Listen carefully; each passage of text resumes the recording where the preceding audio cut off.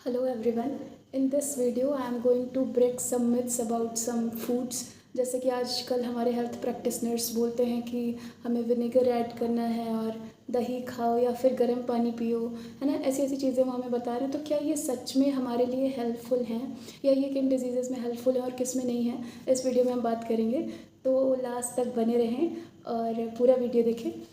तो ठीक है, स्टार्ट करते हैं। तो जैसे कि आजकल ना सब बोल रहे हैं कि हमें विनेगर पीना चाहिए खाने से पहले, क्योंकि वो क्या करता है, हमारे फूड को लॉन्गर डाइजेशन में हेल्प करता है। कि मतलब हमारा फूड देर तक रहता है पेट पे और हम देर तक फुलर फील करते हैं। तो अब देखिए, इसमें दो चीज़ें होती हैं कि नॉर्मली क्या होता है, हम तो खाना इसलिए खाते हैं ताकि वो आसानी से पच जाए और हम फ्री हो जाएं और हम बाकी सब जगहों पे अपना दिमाग लगा सकें, सिर्फ खाने पर ही ना फोकस्ड रहे हमारी बॉडी। बट अभी जो ये वाला विनेगर वाला कॉन्सेप्ट है, उसमें क्या हो रहा है कि उसमें हमें ये बोला जा रहा है कि आपको विनेगर लेना है। तो अब ये हार्मफुल कैसे है वो जानेंगे। विनेगर जो होता है वो एसिडिक इन नेचर होता है, ठीक है। तो जो लोग अपनी प्रकृति नहीं जानते हैं, जिनको नहीं पता कि उनकी प्रकृति क्या है, बॉडी टाइप क्या है, तो वो आराम से विनेगर ले रहे हैं और खाना खा रहे हैं उसके बाद, और ठीक है, वो सब कुछ कर रहा है, ठीक है। लेकिन विनेगर की जो क्वालिटी होती है ना, वो एसिडिक होती है। तो जिसको पित्तज डिसऑर्डर्स हैं, है ना, या जो पित्त प्रकृति के हैं, जो हीट की तरफ बहुत सेंसिटिव हैं, तो उन्हें क्या होता है ना, उनकी जो बीमारियां होती है पित्तज रिलेटेड, जैसे अम्ल पित्त है ना, या फिर कोई और डिसऑर्डर है, जैसे जिनके बहुत सारे पिंपल्स वगैरह हैं और समथिंग हार्मोनल इश्यूज़ हैं, तो उन्हें ये जो है ना, ये जो विनेगर है, ये और हार्म कर सकता है।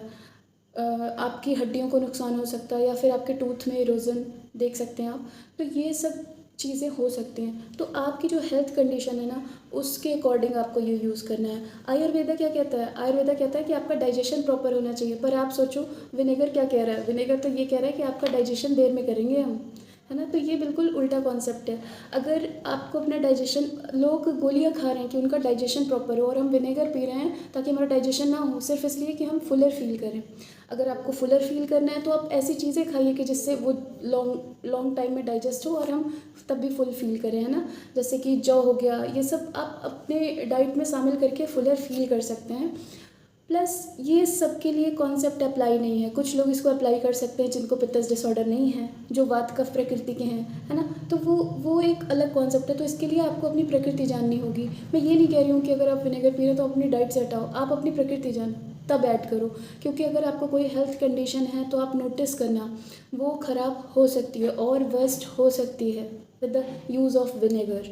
ओके, नेक्स्ट जो हम बात करेंगे, ओके, नेक्स्ट कॉन्सेप्ट है कि अभी बोला जा रहा है कि गर्म पानी खूब पियो, सुबह उठ करके गर्म पानी पियो। सेम नेक्स्ट, आयुर्वेदा क्या कहता है, जो गर्म पानी होता है उष्ण जल लेखनीयाना, मतलब उष्ण जल जो होता है वो लेखन का काम करता है। वो आपकी बॉडी से सब कट कट ऑफ करता है, कफ को निकालता है। ओके, तो अब देखो, अब अगर आप कफ प्रकृति के हो या आपके बॉडी में कफ बढ़ा है, तब तो उष्ण जल ठीक है। पर आप उनका सोचो जो ऑलरेडी पतले दुबले हैं, है ना, जो ऑलरेडी ऑलरेडी जिनमें कफ नहीं है, वो गर्म पानी पी रहे हैं, तो उनका क्या होगा। उनके लिए ये एक तरह से बेकार है। मतलब वो और अपनी हेल्थ डिटोरिएट कर लेंगे और ख़राब कर लेंगे। या फिर जिनके अंदर पित्त बढ़ा हुआ है, वो अपनी कंडीशन और ख़राब करेंगे, है ना।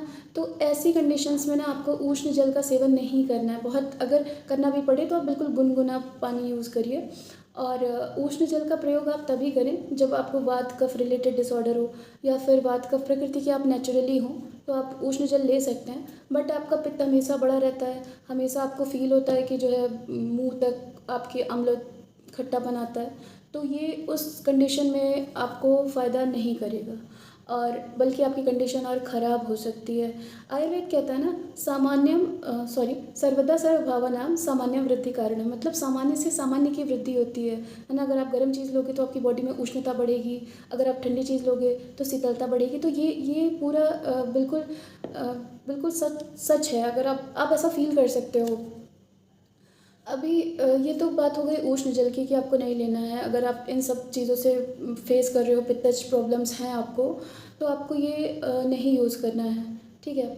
नेक्स्ट है हमारा कि अभी आपने देखा होगा एक कॉन्सेप्ट डायबिटीज़ वालों के लिए, ये सच भी है कि अगर आप पहले फूड में सबसे पहले अगर आप मीठी चीज़ खा रहे हो तो आपका ग्लूकोज स्पाइक बढ़ जाता है। क्यों बढ़ जाएगा? ऑफ कोर्स बढ़ जाएगा, सबसे पहले वो डाइजेस्ट हो रहा है तो बढ़ेगा, है ना। पर ये एक अलग कॉन्सेप्ट हो गया कि आपको मीठा पहले नहीं लेना, मीठा लास्ट में लेना। पर आयुर्वेदा क्या कहता है? आयुर्वेदा कहता है कि आपको सबसे पहले मधुर रस प्रधान द्रव्य लेना है, फिर अम्ल लवण लेना है और फिर कटु तिक्त कषाय लेना है। तो उसका कॉन्सेप्ट क्या है वो समझेंगे। जब आप मधुर द्रव्य पहले लेते हो ना तो मधुर द्रव्य पचने में गुरु होता है, भारी होता है। आप कंपेयर करके देख लो, जैसे मधुर द्रव्य है कोई, गुड़ है ना, और कोई तीखी चीज़ है कटु तिक्त कषाय, तो वो हल्की लाइटर फील कराएगी आपको। जबकि आप कोई मीठी चीज़ ले लेते हो तो कम खाते हो तब भी आपको फुल फील होता है उस टाइम के लिए कि कितना हैवी हो गया, है ना।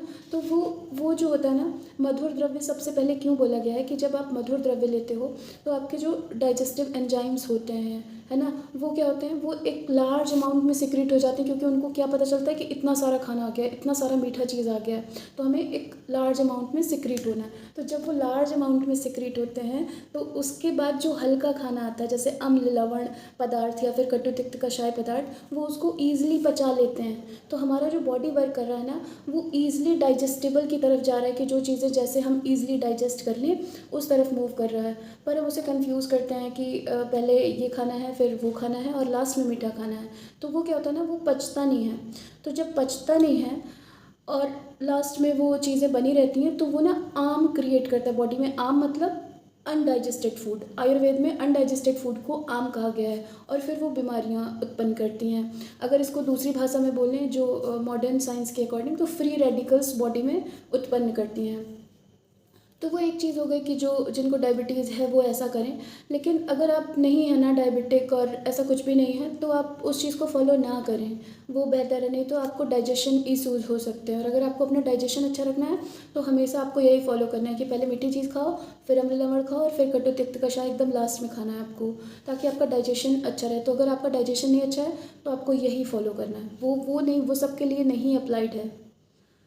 इवन अगर डायबिटिक पर्सन भी है ना तो वो मीठा छोड़ ही दे, मीठा ना खाए वो बेहतर, पर खाए ऐसे ही, क्योंकि उससे ना आपका डाइजेशन प्रॉपर रहता है। ठीक है, तो ये एक पॉइंट हो गया। एंड जो दूसरा मिथ है वो क्या है कि बहुत सारी आप यूट्यूब वीडियोस में देखेंगे कि नट्स ले लिया और ढेर सारे ऐसे ही सीड्स ले लिए, नट्स ले लिया, उन सबको इकट्ठा कर लिया और उसमें कुछ मिला लिया, लाइक दूध मिला लिया और समथिंग पीस करके और कुछ भी ऐसा करके या फिर गुड़ के साथ ही खा रहे हैं, या कुछ लड्डू सा बना दिया कड़े कड़े, है ना, एकदम बड़े बड़े, और क्या किया उसमें नट्स ऐसे के ऐसे ही हैं और बिल्कुल आपको हार्ड है वो। तो आयुर्वेद क्या कहता है कि अभी मैंने बताया कि सर्वदा सर्वभावानां सामान्यं वृद्धि कारणम, सामान्य से सामान्य की वृद्धि होती है। तो अब जो नट्स होते हैं ना उसमें वात की क्वांटिटी ज़्यादा होती है, वात प्रधान होता है। क्यों? क्योंकि नट्स जो होते हैं वो कड़े होते हैं, रूखे होते हैं, मतलब सूखे होते हैं मैक्सिमम नट्स।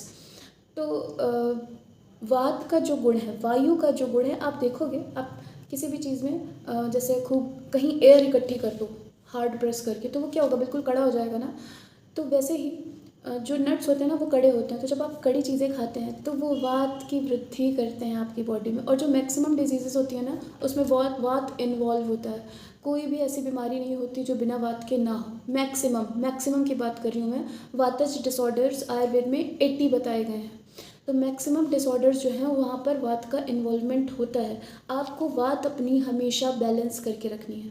तो आप जब भी नट्स खाएं तो मेक श्योर करें कि वो भीगे हुए हों, हल्के गर्म हों, कड़े ना हो, उसको छोटे टुकड़ों में कर कर खाएं। ऐसा ना हो कि वो बिल्कुल खड़ा हो, समूचा हो, कड़ा हो, है ना। ठंडे नट्स ना खाएं कि फ्रिज में रख करके बिल्कुल नट्स निकाला और मुंह में डाला, बिल्कुल खा लिया, नहीं खाना है। क्योंकि जो बात है वो भी, उसका भी गुड़ ठंडा होता है और अगर आपने ठंडे नट्स खाएं तो वो और बढ़ाएगा, बीमारी आपकी ख़राब होगी। रूक्ष वायु कैसी होती है आप देखो, जब हवा बहती है, अब नॉर्मल बात है, तो स्किन कैसी हो जाती है, स्किन बिल्कुल रूक्ष हो जाती है। तो वैसे ही जो नट्स होते हैं ना वो रुक्ष होते हैं। आप उनको देखो ध्यान से तो वो सूखे हुए होते हैं। तो वो क्या करेगा, आपकी बॉडी में वात को बढ़ाएगा। तो आपको कभी भी नट्स ऐसे फॉर्म में नहीं खाना है कि आप बिल्कुल समूचा लिया और खा लिया, या फिर गुड़ के साथ ऐसे ही खा लिया। मतलब खड़े और ऐसे रूखे नट्स आपको नहीं खाने हैं, या उसके बड़े बड़े लड्डू बना लिए बिल्कुल खड़े नट्स उसमें चिपके हुए हैं, वो नहीं खाना है आपको। उससे आपको वातज डिसऑर्डर हो सकता है। आप जब भी नट्स खाएं उसको भिगो करके या फिर उसको पीस करके अच्छे से तब खाएं, उसका हलवा ऐसा समथिंग कुछ बना करके, तभी आपको उसका सेवन करना है, वरना ना खाएं। और अगर खाना भी है तो एक बहुत सर्टेन अमाउंट में खा सकते हैं थोड़ा सा, और कभी कभी रेगुलर बेसिस में नहीं खाना है, ठीक है। उसके बाद बात करते हैं नेक्स्ट, यस, सैलेड। सैलेड बोला जाता है आपको भर के खाना है, प्लेट है ना, पूरी प्लेट खानी है, बिकॉज इट कंटेन्स फाइबर। इसमें फ़ाइबर होता है, इसलिए आपको बहुत सारा खाना है। ये बहुत अच्छी बात है कि उसमें फ़ाइबर होता है, और सच में वो फाइबरस फूड इतना जो है फ्रेश होता है कि मतलब वो आपकी बॉडी को बहुत देर तक लाइव फील कराता है, तो वो बहुत अच्छी बात है।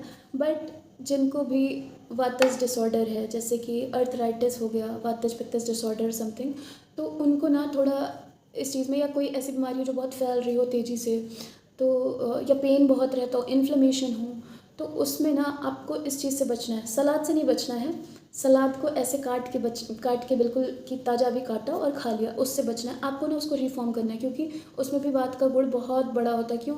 सैलेड है तो वो थोड़ा कड़ा होगा, जैसे आप गाजर खा रहे हो तो थोड़ा कड़ा होता है ना, रूखा होता है तुरंत तुरंत का, बिल्कुल ऐसा नहीं होता है ना कि मतलब उसमें कड़ापन तो रहता ही है, अगर कुछ ना भी रहे तो कड़ापन रहता है। ठंडा होता है ना, आप उसको खाओ गर्म करके, तो बहुत लोग नहीं खाते हैं, बिल्कुल उनको पता ही नहीं है, तो वो क्या करते हैं, कढ़ाई खा लेते हैं। ये चने तुम देख लो, चने आप जैसे रात में भिगोते हो बिना गर्म किए, वैसे ही बहुत लोग उसमें प्याज टमाटर काटा और खा लिया। ऐसा नहीं करना है आपको। आपको कभी भी सैलेड खाना है तो उसको हल्का सा स्टीम दे करके, उसमें थोड़ा ऑयल मिला करके, और मेक श्योर करना है उसको छोटे पीसेस में काट के तब खाना है, ताकि उससे आपकी बात बढ़े ना, और बढ़े भी तो एक बहुत कम अमाउंट में बढ़े, बिल्कुल बैलेंस्ड रहे। ऐसा ना हो कि बहुत ज़्यादा बढ़ जाए और आप ऐसा फील करोगे। आप सिर्फ एक काम करो, अगर आप सैलेड खाते हो ना, और अगर आपकी कोई एसिड है, कोई आपको प्रॉब्लम है, सपोज दैट अर्थराइटिस और समथिंग, तो आप अगर खा रहे हो ऐसे ही, मतलब बिना गर्म किए काट लिया, डायरेक्ट खा लिया, तो आप नोटिस करो 4 दिन कि आपको क्या क्या आपकी बॉडी में फ़ील हो रहा है, पेन फील हो रहा है, नहीं हो रहा है, आप खुद फील करो। उसके बाद 4 दिन बाद आप उसको छोड़ दो, 4 दिन के लिए, सिर्फ 4 दिन के लिए छोड़ो, और फिर नोटिस करो आपकी बॉडी में क्या क्या चेंजेस हो रहे हैं। अगर आपकी बॉडी में आपकी अर्थराइटिस पेन में, या कहीं भी जहाँ पेन था वहाँ पे आपको कम लग रहा है ना, तो आप उस चीज़ को समझो कि हाँ सच में बात बढ़ रही थी। तो इससे ना आपको पता चल जाएगा कि हाँ ये सच में आपको इफ़ेक्ट कर रहा है। तो जब भी आपको सैलेड खाना है ना, वो ऐसे ही खाना है, गरम करो हल्का, ये नहीं कि बिल्कुल उबाल दिया सब्जी बना दी, ऐसा नहीं करना है। थोड़ा गरम करना है, स्टीम देना है, और उसमें तो कुछ कोई ऑयल मिलाना है, और इसको छोटे पीसेस में काट के ही खाना है, ठीक है। तो ये हो गया सैलेड की बात। और नेक्स्ट जो लोग बोलते हैं वो क्या बोलते हैं, दही। दही का भी एक बहुत बड़ा मिथ है कि बोलते हैं कि दही खाओ, है ना, बहुत अच्छा प्रोबायोटिक है, ये आपके पेट को बिल्कुल साफ़ रखेगा, ठंडा रखेगा। तो लोग क्या करते हैं, उसको बहुत अमाउंट में खाते हैं, उनको जितना मिलता है वो उतना खा लेते हैं, दिन हो या रात हो, कभी भी खा लेते हैं, है ना। दही को लेकर और एक और है कि दही को कभी गर्म करके नहीं खाना चाहिए, लेकिन लोग क्या कर रहे हैं, कड़ी बना रहे हैं, मिक्स कर रहे हैं, खा रहे हैं बिल्कुल, है ना। तो ठीक है, वो कड़ी एक अलग टॉपिक होगी, उस पर फिर कभी बात करेंगे। फ़िलहाल तो दही पे टिकते हैं। दही को हमें कभी भी रेगुलर नहीं खाना है कि आज भी खाया, कल भी खाया, परसों भी खाया, नहीं खाना है। क्योंकि दही जो होता है ना, वो अभिसंधि होता है। अभिसंधि का मतलब क्या है, आयुर्वेद में बोला गया है कि ये जो होता है ना, ये रसवाही सिराओं को बंद कर देता है। रुद्वा रसवाहा सिरा, अब ये क्या होता है, अब ये जानते हैं।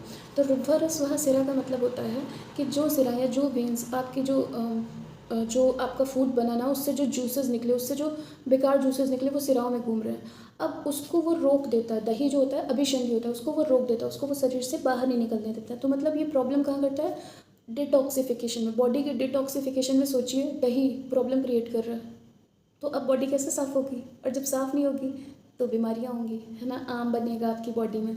तो इस चीज़ को मेक श्योर करना है कि आपको दही रेगुलर बेसिस पे नहीं खाना है, और खाना भी है तो कैसे खाना है, डाइल्यूट करके उसको छाछ बना के पी लो, है ना। छाछ पियोगे तो उतनी प्रॉब्लम्स नहीं होंगी जितना दही से होगी, क्योंकि दही क्या कर रहा है, अभिशंद कर रहा है, वो आपकी सिराओं में बिल्कुल उसको बंद कर दे रहा है, रोक दे रहा है, उसको ऐसे क्लॉक कर दे रहा है, और फिर वहाँ से कुछ निकल नहीं पा रहा।